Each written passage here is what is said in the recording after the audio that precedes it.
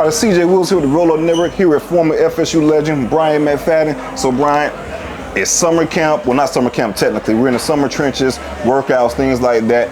Well, what do you hear? Well, the season's right around the corner. What are you hearing about FSU's potential prospects for the 23 season? And what's your opinion so far for FSU going into the season? CJ, I'm hearing the same things that you're hearing and everybody else that are vivid college football fans are hearing, that the expectations are extremely high for Florida State. I think deserving so because, they kind of exceeded the expectations a year ago, winning double-digit wins. It's been a while since they've been able to accomplish that feat. And then we talk about all the key contributors being able to come back. A lot of guys had opportunities to go to the National Football League or try to go to the National Football League, but most of those guys decided to come back, not to mention some of the big-time transfers that we were able to bring in along with the outstanding recruits as well. So when you factor all of that to the equation, especially having an impactful player at the quarterback position in Jordan Travis, and we see the development that has taken place in his career, and we believe he will continue to take steps in the right direction. I mean, expectations are high, so I feel like, me personally, getting in the playoffs, that's the bare minimum for me. And then when you get in, anything can happen. Right, I agree there. And you spoke to a point there as far as Jordan Travis.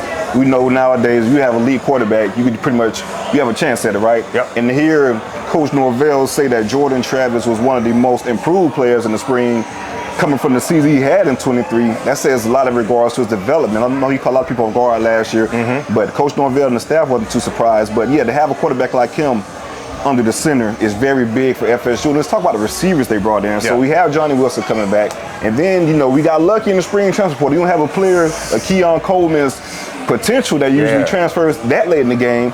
So we got another true number one in Keon Coleman, and one of the fan favorites, Destin Hill, who enrolled on campus. Was a 4-star recruit 2 years ago. Yeah.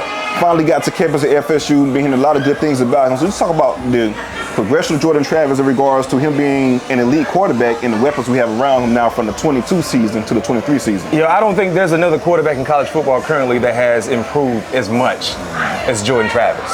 Now, if you go back and look at his early years at Florida State, getting under the center, very, very inconsistent, the emotional roller coaster, wasn't really being able to sustain his level of production. And then last year, night and day, he saw the field better.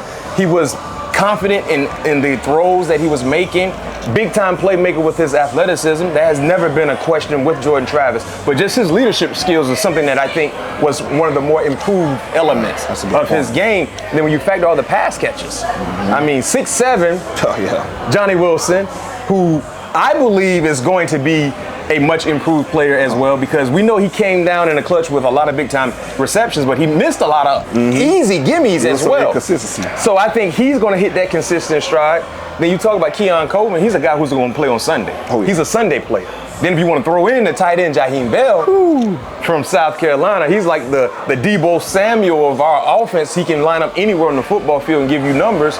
I mean, the sky's the limit. So I'm excited because on paper, man, we look real good.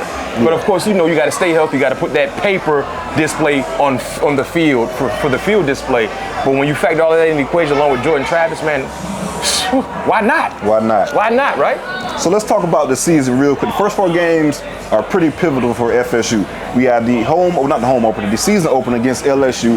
Many people say it's going to be a top 10 matchup. Last year's game, I think for really three and a half quarters, we dominated LSU.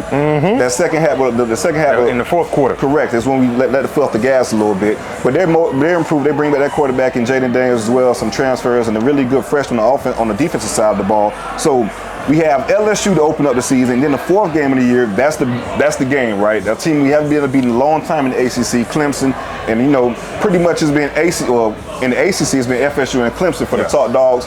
And I'm kind of glad we got rid of the Atlantic and Coastal, because at that point in time, the 2 best teams weren't playing for the championship. Exactly. So we had these two of our toughest opponents, I believe, within the first 4 games. If FSU can navigate that early, it should be a pretty good season for them. No question. I think we're going to get a good understanding on what FSU can be week 1. Because I believe LSU is going to win the West, the SEC West. I think they have that type of talent. You got Daniels coming back, outstanding cast of defenders on the defensive side.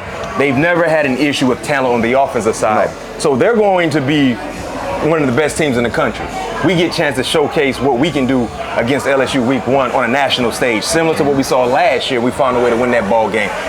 We take care of business week 1. Everybody got to come see us.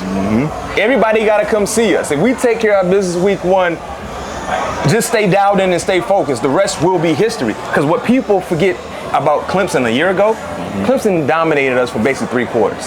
But we never wavered. Nope. We stayed the course and we kept fighting. Had a chance to win that game. And still had a chance to win the game. If you remember that post-game interview from Dabo Swinney, he said, Florida State is coming. Yep. It's a shame the fans left because they had a really good show and a chance to win Exactly. that game. He gave us basically a foresight on what potentially is going to happen because he felt that he saw it.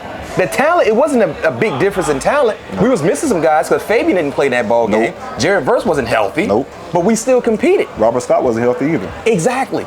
And we had some miscues that led to Clemson being able to get up on us early, but we fought back. So week 1 is for me. We take care of business week 1. And let's say, hypothetically speaking, we don't, but we compete.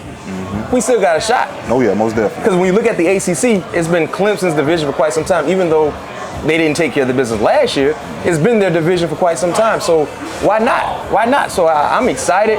Florida State fans should be excited. No Nation, because the recruits are coming. Oh yeah. They're coming. Yeah, we just had a conversation off camera about that, and there's some fireworks coming for sure. I agree. So if FSU can take care of business, even if we drop the ball against LSU week 1, long as it's competitive and we handle business against Clemson and finish out the regular season and win the ACC championship, which should be the main goal, something we haven't done since 2014, right? You know, that's something we've been used to dominating the ACC for multiple years. It's here. It's here, right? No question. It's time to take back what's ours. You heard it first here with Bryant McFadden, CJ Wilson with the Roll Up Network. Go Knowles. Go Knowles.